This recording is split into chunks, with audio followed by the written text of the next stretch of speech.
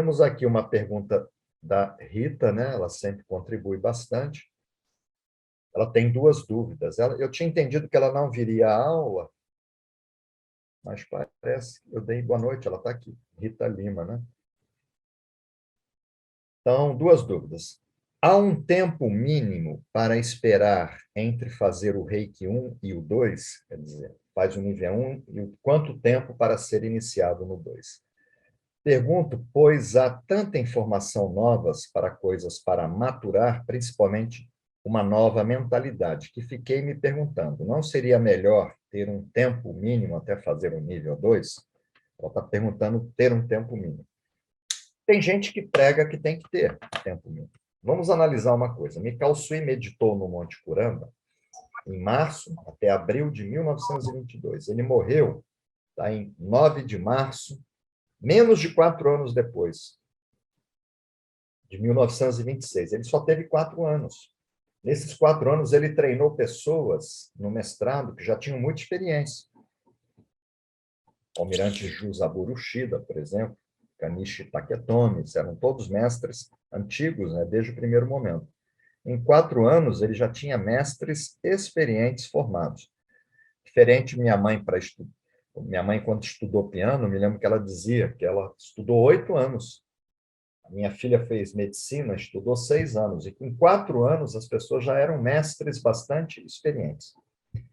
Então, nos poucos documentos que nós temos, tá, originais, que a gente trouxe do Japão, lá da escola de Mikao Sui, a única preocupação de Mikao Sui em iniciar as pessoas no nível 2 era com relação à personalidade.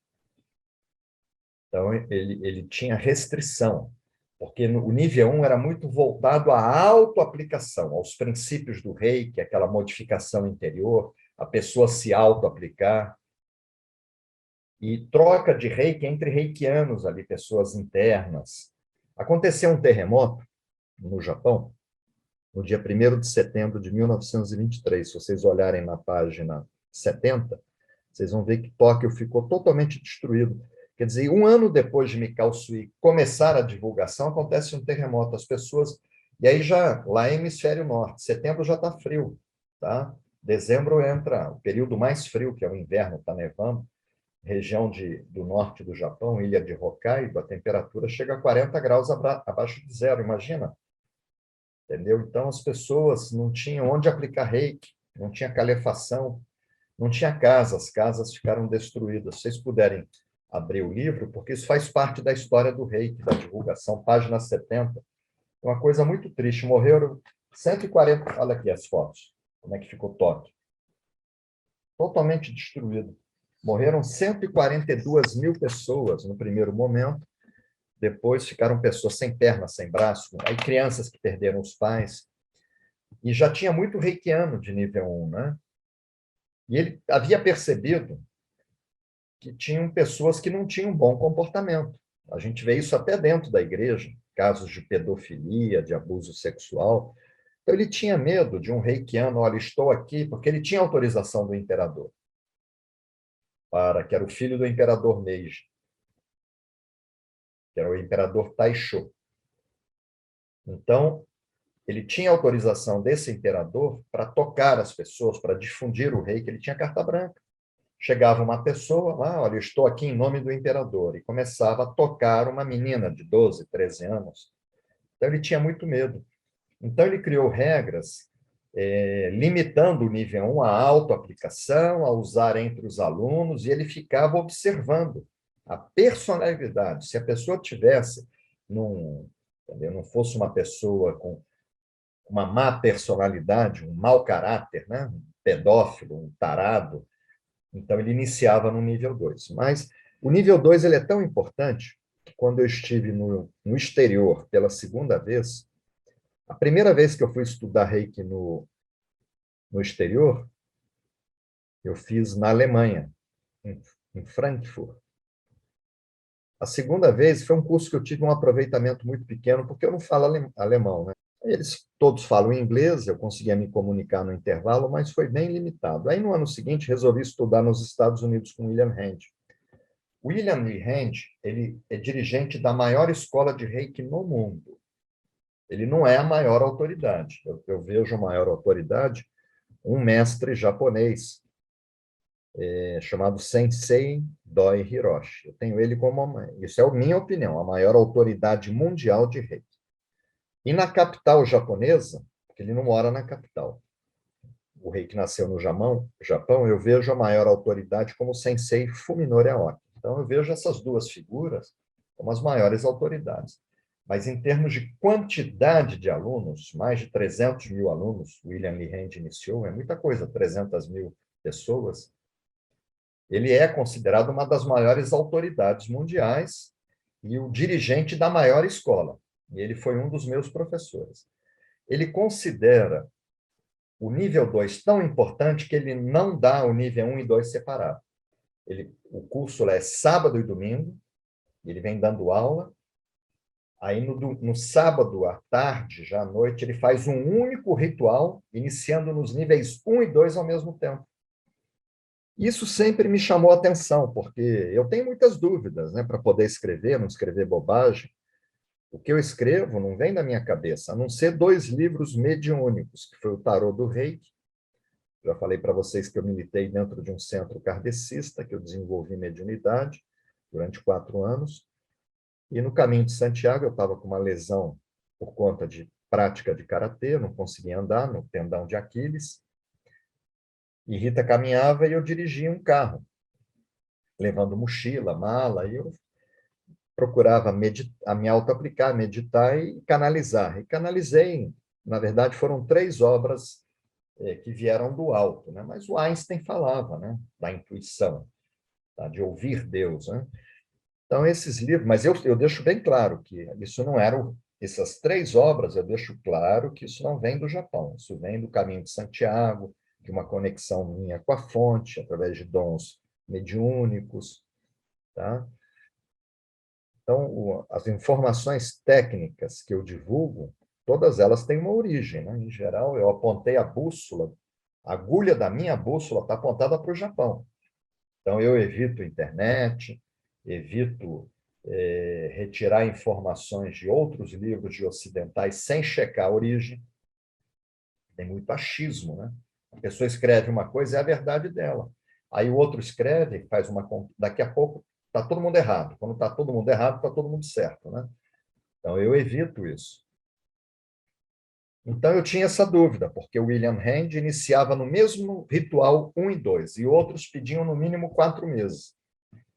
E aí eu fui conversar com o Sensei Doi, que é o mestre mais próximo de Mikao Sui, porque ele foi membro da Gakkai. A Uzui Rei Ryoho Gakkai. Gakkai quer dizer organização, de Mikao Sui. É uma escola criada por Mikao Sui. E ele é o único que era membro. Ele pediu desligamento dessa escola porque ele aceita estrangeiros. E essa escola é muito fechada. Eles não ensinam para estrangeiros, uma coisa assim, dentro do Japão. E ele não concorda com isso.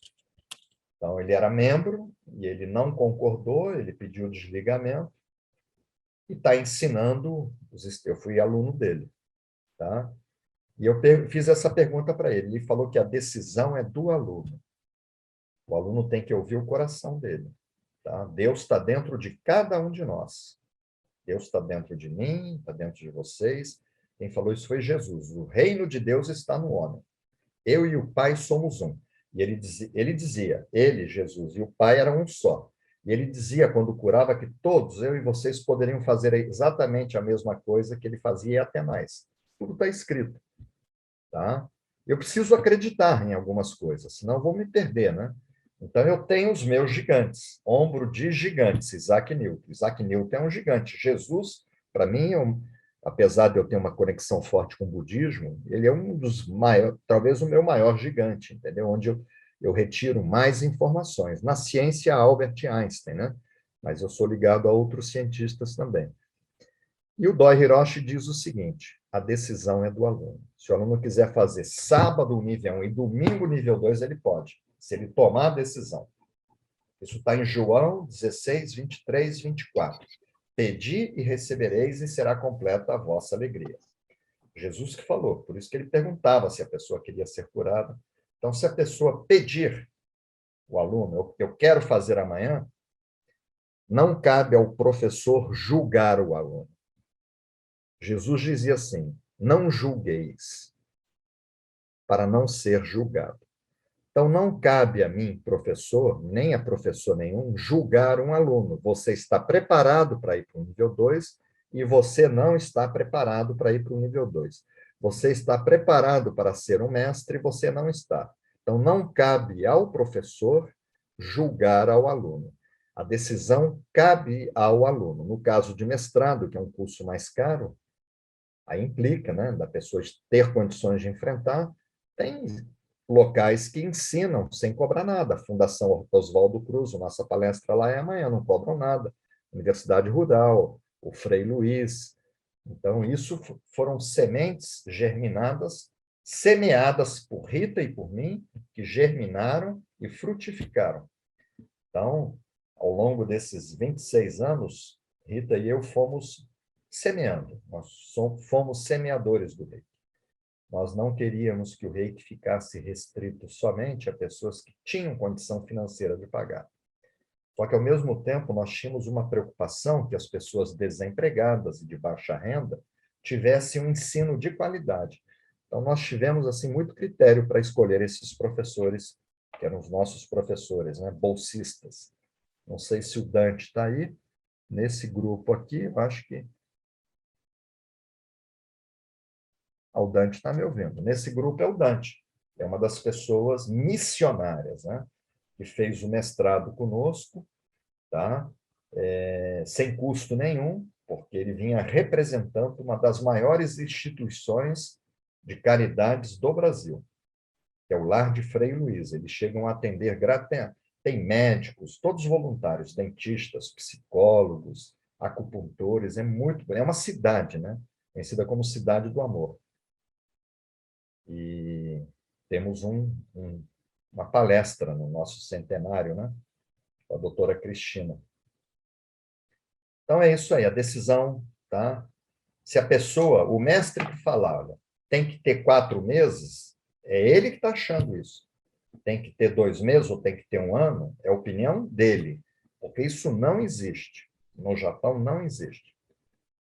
Resumindo a resposta, quem determina a velocidade é o reikiano, é o aluno. Se ele quiser fazer no mesmo dia, níveis 1 e 2, ele pode. O que acontece é que do 2 para o 3A há um salto orbital eletrônico quântico muito grande. Então, esses 21 dias de limpeza podem ficar muito intensos, diarreia, febre. Então, a gente recomenda um tempinho do 2 para o 3A. Mas se a pessoa já é membro da Igreja Messiânica, já canaliza energia, que é o Jorei, ou da Igreja Mahikari, já canaliza energia, que é o Okione, ou já é do kardecismo, já canaliza energia com passes magnéticos, uma pessoa que faz muita meditação, toma florais, essa pessoa pode avançar rapidamente. E o exemplo que eu vou dar para vocês é o padre Alfredo, que esteve no nosso congresso como palestrante, e era ele e um auxiliar lá, eu não sei como é que chama, eles usam uma batina também, mas não era padre, era um auxiliar casado, e vieram fazer o reiki comigo. Eu percebi que o padre ele tinha um nível de consciência muito elevado, que ele aguentaria receber as iniciações. Em 1 semana, eu iniciei ele em todos os níveis. Mas o auxiliar dele, eu percebi que poderia ser danoso para ele. E por ele eu falei, olha, eu posso fazer 1 e 2, eu fico com medo de te iniciar no 3A, no 3B rapidamente. Ele ficou ofendido, porque o padre foi iniciado e ele não. Ele procurou uma outra escola que fez a iniciação dele, e ele já tinha tido problemas mentais, e ele foi internado num hospital psiquiátrico. Teve descompensou o corpo mental dele. Então, essa é a pergunta da Rita, tá?